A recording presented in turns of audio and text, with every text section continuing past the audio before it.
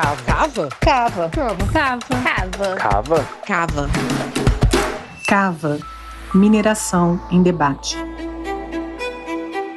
Quero dizer que aqui no coração da Amazônia, nós continuamos resistindo dessa forma, buscando o recurso na floresta. E a floresta ela é muito importante para nós. Ela é a nossa vida. Sem ela, a gente não tem como sobreviver. Aqui é Luciana Tassi, professora da UFJF, campus Governador Valadares, e a primeira temporada do CAVA será dedicada a discutir os efeitos da pandemia do Covid-19 no agravamento dos conflitos nos territórios minerados em diversas regiões do país. O CAVA é um programa produzido pelo Comitê Nacional em Defesa dos Territórios Frente à Mineração, pela Rede de Pesquisa Rio Doce e pelo Grupo Terra, da UFJF, para promover um debate crítico sobre o modelo mineral brasileiro e compartilhar as experiências das comunidades atingidas pela mineração no país. É isso aí, Lu. Muito bom estar aqui com você. Olá, pessoal. Meu nome é Karine Carneiro. Sou professora da Universidade Federal de Ouro Preto e pesquisadora do Grupo de Estudos e Pesquisas Socioambientais, GEPSA. Neste primeiro episódio sobre o Covid, nós convidamos mulheres de regiões distintas do país afetadas pela atividade mineral para compartilhar os desafios que elas vêm enfrentando como consequência da junção dos efeitos da pandemia com os impactos da mineração. Apresentar a perspectiva dessas mulheres de luta nesse momento de isolamento é fundamental, já que, para além do enfrentamento ao vírus, que é de todas e todos, nós percebemos o aprofundamento da herança patriarcal quando notamos o reforço do papel tradicional do gênero, sexo feminino, quando falamos, por exemplo, do cuidado com a casa e com a família. E isso tudo se junta à impossibilidade da socialização, do descanso e do lazer. E agora a Lu vai apresentar para a gente a nossa primeira convidada. Então, para começar, a gente vai ouvir a Gleice, que é professora e vive em Juruti Velho, uma comunidade ribeirinha localizada ao oeste do Pará. Essa é uma comunidade afetada pela mineração de bauxita, da multinacional Alcoa, uma mineradora estadunidense. Ela nos conta como está a vida por lá. Bom dia, Luciana e Karine.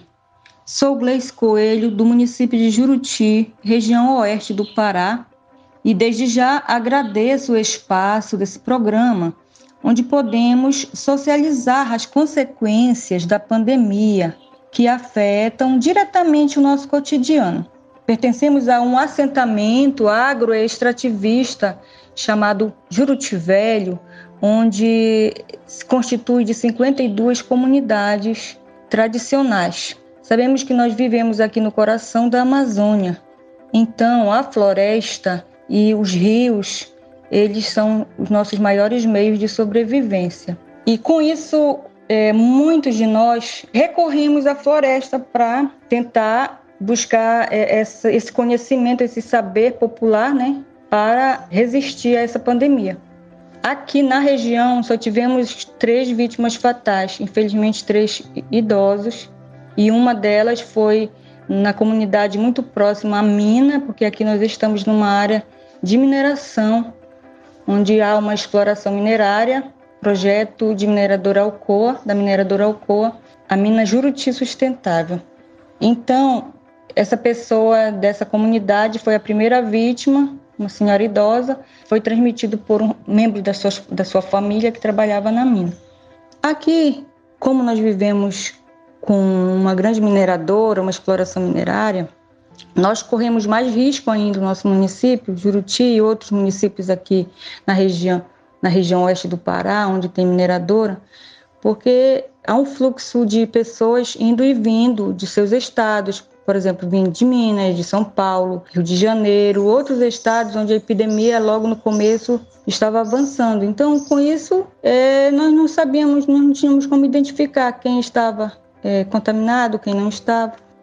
Além disso, como mulher também, que nós temos que cuidar da casa, cuidar dos filhos, cuidar do trabalho, nossas profissões, zelar um pelo outro e também nos preocupar com a comunidade.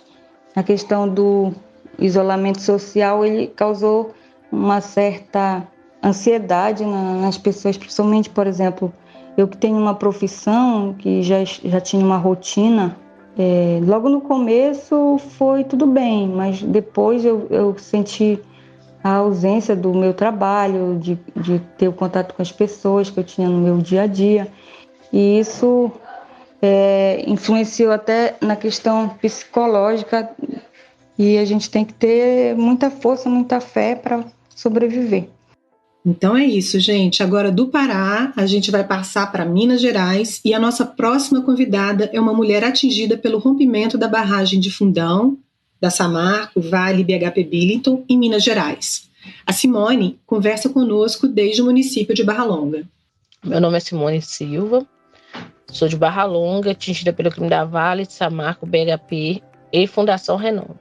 E ao longo desses 5 anos não tem sido fácil para nós lutar, resistir, reinventar todos os dias, nos refazer, nos tornar um gigante, mesmo sendo tão pequenininhos. E agora, nesse período de pandemia, complicou, se agravou muito mais. Porque a gente sabe que as mineradoras têm sido um dos maiores fatores de contaminantes à população onde a mineração reside. E para nós aqui em Barra Longa não é diferente. O primeiro caso de Covid-19 na terceirizada da mineradora, a pessoa trabalhava aqui em Barra Longa, então a nossa luta começou logo aí para a retirada desse funcionário aqui da cidade. Não foi fácil, eles não nos ouviam, até que a gente ameaçou, a fazer uma manifestação para expulsar esse povo daqui.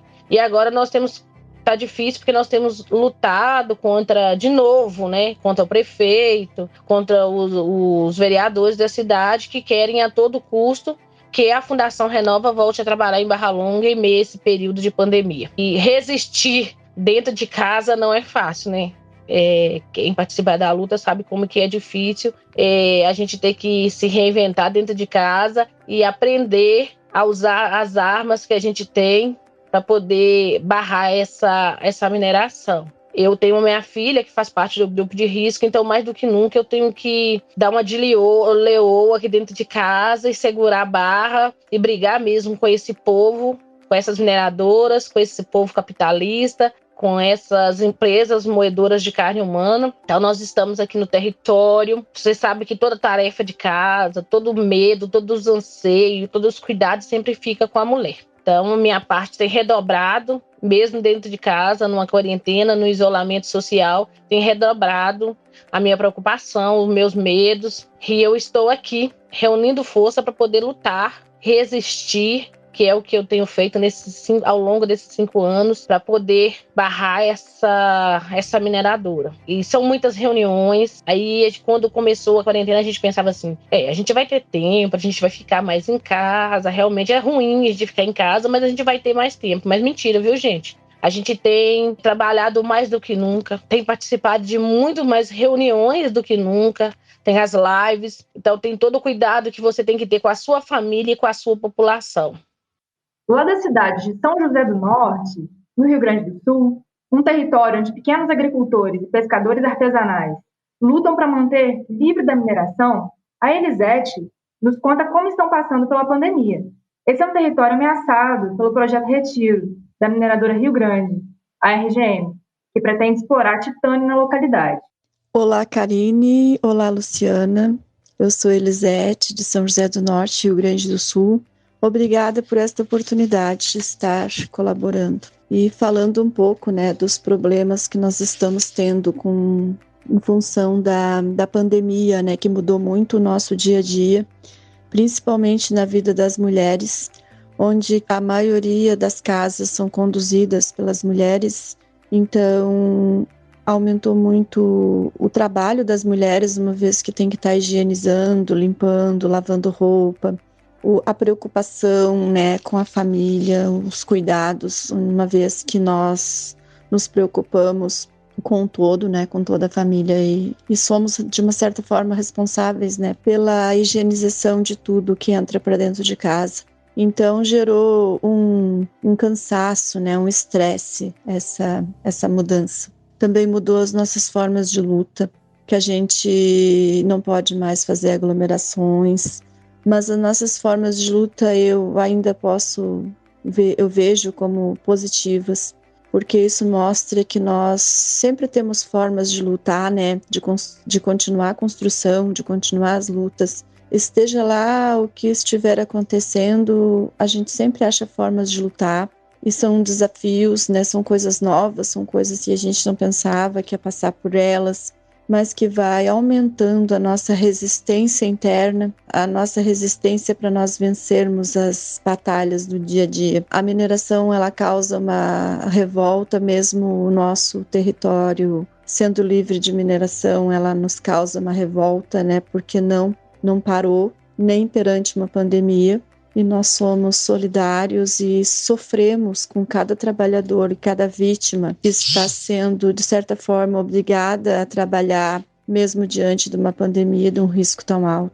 E ainda relacionando com a problemática da mineração, isso só vem agravar, aumentar a insegurança e o medo que assola as famílias, né? Que a gente se sente ameaçado de todos os lados, ou seja pela mineração, ou seja pela pandemia, ou seja por todas as coisas que vêm agravando, né, ao município, ao estado e ao país.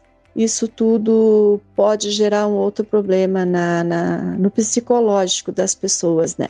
Então, de fato, nós estamos passando momentos bastante difíceis, mas não menos desafiadores e não menos com determinação para a luta, né? A luta é que nos move, a luta é que nos fortalece, a luta é que nos torna vivos todos os dias.